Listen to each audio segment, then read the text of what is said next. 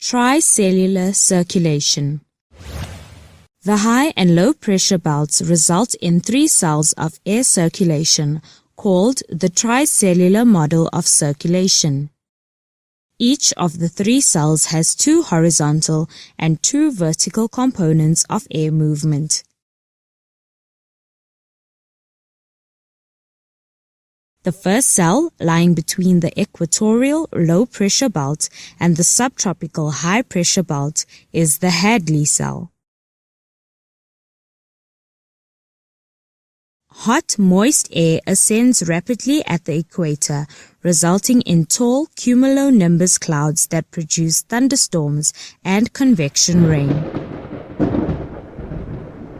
In the upper air, the risen air diverges and flows toward the subtropics, 30 degrees north and south, where it subsides or sinks.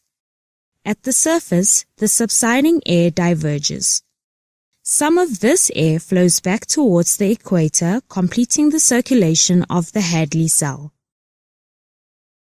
This surface flow forms the tropical easterly winds. These easterlies converge from the northern and southern hemisphere to form the intertropical convergence zone near the equator. The second cell, lying between the subtropical high-pressure belt and the subpolar low-pressure belt, is the feral cell. At 30 degrees north and south, the air warms as it subsides or sinks. When it reaches the surface, some of it flows as a surface wind towards the poles. These are the westerly winds.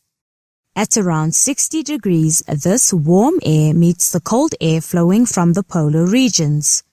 This convergence of air causes the air to rise. This ascending air diverges in the upper air.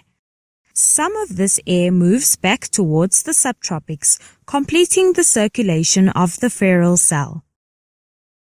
The third cell, lying between the subpolar low-pressure belt and the polar high-pressure belt, is the polar cell. Low temperatures at the poles cause the air to subside. At the surface, this subsiding air diverges and flows towards the equator as a surface wind. These are the polar easterlies. At around 60 degrees, it converges with the warmer air from the feral cell to form the polar front.